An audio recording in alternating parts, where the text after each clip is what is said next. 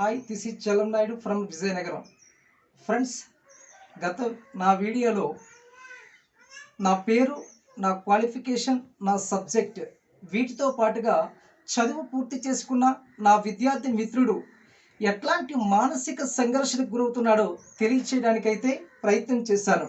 అయితే ఈ వీడియోలో చరిత్ర, దాని అర్థము, భారతదేశ చరిత్ర, దాని విభజన, కాంపిటేటివ్ ఎగ్జామ్స్లో హిస్టరీకున్న ప్రాధాన్యత వీటి గురించి చెప్పాలని నేను ప్రయత్నం చేస్తున్నా. సో అందులో భాగంగా చరిత్ర, దాని అర్థము అనే విషయానికి సంబంధించి కొన్ని మాటలు నేను చెప్తాను.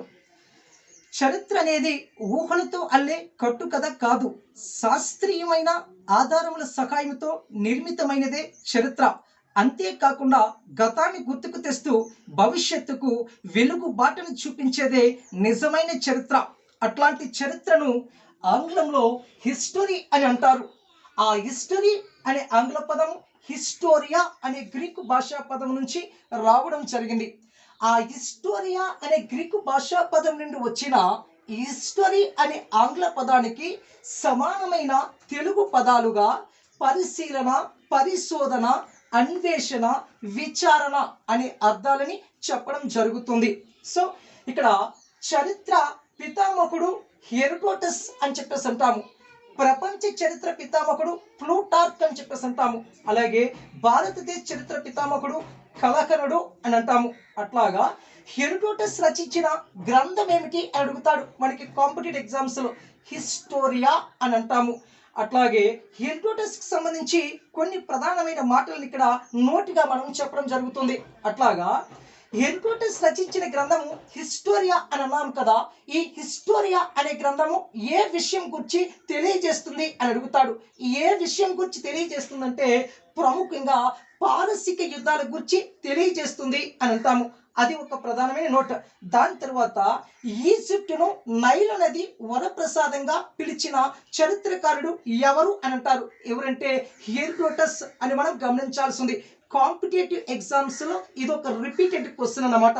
దాని తర్వాత ఈజిప్టులోని గిజా పిరమిడ్ గురించి వర్ణించిన చరిత్రకారుడు ఎవరు అని అడుగుతాడు. ఎవరంటే హెరోడోటస్ అని గమనిస్తే సరిపోద్ది.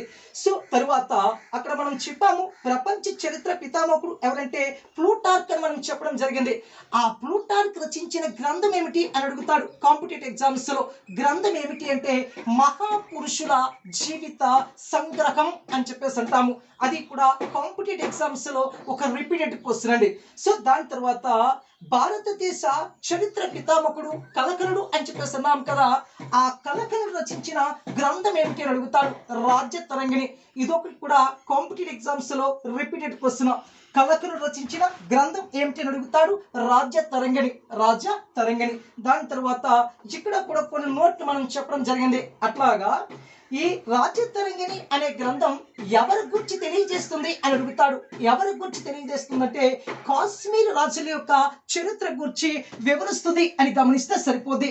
అట్లాగే ఈ రాజ్య తరంగిణి అనే గ్రంథాన్ని ఎప్పుడు రచించడం జరిగింది అని చెప్పేసి అడుగుతాడు. ఎప్పుడు అంటే ఏ సంవత్సరంలో రచించడం జరిగింది అని అడుగుతాడు. 1148వ సంవత్సరంలో. అట్లాగే ఈ రాజ్య తరంగిణి అనే గ్రంథాన్ని ఏ భాషలో రాయడం జరిగింది అని అడుగుతాడు.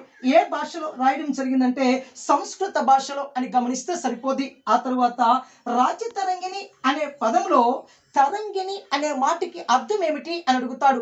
ఆ తరంగిణి అనే మాటకి అర్థం ఏమిటంటే ప్రవాహం అని గమనిస్తే సరిపోద్దండి. ఇది చరిత్ర, దాని అర్థానికి ఉన్న ఇంపార్టెన్సీ.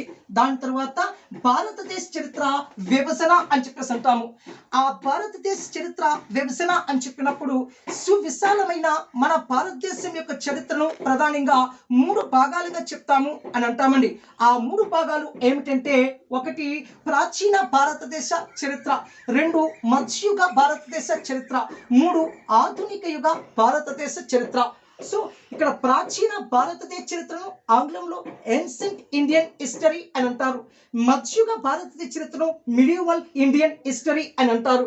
అట్లాగే ఆధునిక భారతదేశ చరిత్రను మోడర్న్ ఇండియన్ హిస్టరీ అని అంటారు. సో ఇది భారతదేశ చరిత్ర విభజనకున్న ఇంపార్టెన్సే. సో దీని తర్వాత నెక్స్ట్ పార్ట్గా మనము కాంపిటేటివ్ ఎగ్జామ్ దృష్ట్యా హిస్టరీ కూడా ఇంపార్టెన్స్ ఏంటి అనే దాని మీద ఒక క్లారిటీ ఇద్దామండి. ఒకవేళ మీరు పీసీ హిస్టరీ చదివి ఉంటే మీరు జేఎల్కి ఎలిజిబుల్ అండి. అలాగే పీజీ హిస్టరీతో పాటుగా NET or SLET or PhD చేసి ఉన్నట్లయితే డిఎల్ కూడా మీరు ఎలిజిబుల్ అండి. అలాగే ఇక్కడ టెక్నికల్ అసిస్టెంట్ అని చెప్పేసి అంటారు. ఆర్కియలాజికల్ సర్వే ఆఫ్ ఇండియాలో ఉద్యోగం చేయడం కోసము ఈ టీఏ ఎగ్జామ్ అనేది కూడా మీరు రాయడానికి ఎలిజిబుల్. అది హిస్టరీ మీరు పీజీ చేసి ఉన్నట్లయితే. అట్లాగే మీరు పీజీ తర్వాత ఏపీ సెట్ అనే ఎగ్జామ్ రాయడానికి కూడా మీరు ఎలిజిబుల్ అయి ఉంటారండి. ఇట్లాంటి ఎగ్జామ్స్లో మీరు సో ఉత్తీర్ణత సాధించాలంటే, విజేతలుగా నిలవాలి అంటే ప్రాచీన భారతదేశ చరిత్ర అట్లాగే మధ్యయుగ భారతదేశ చరిత్ర స్పష్టంగా చదవాల్సిన పరిస్థితి అయితే ఉందండి. వాటితో పాటుగా ఆధునిక యుగ భారతదేశ చరిత్ర కూడా మీరు చదవాల్సి ఉంటుంది. అయితే ఇక్కడ ప్రాచీన భారతదేశ చరిత్ర అట్లాగే మధ్యయుగ భారతదేశ చరిత్ర JL, DL, TA, AP set, RRB వంటి ఎగ్జామ్స్లో అత్యంత ప్రధానమైన పాత్ర పోషిస్తాయి. వాటితో పాటుగా ఆధునిక యుగ భారతదేశ చరిత్ర కూడా ప్రధానమైన పాత్ర పోషిస్తుంది. కాకపోతే వాటితో పోల్చినప్పుడు ఆధునిక యుగ భారతదేశ చరిత్రకు అత్యంత ప్రాధాన్యత ఉంది అని మనం చెప్పొచ్చు.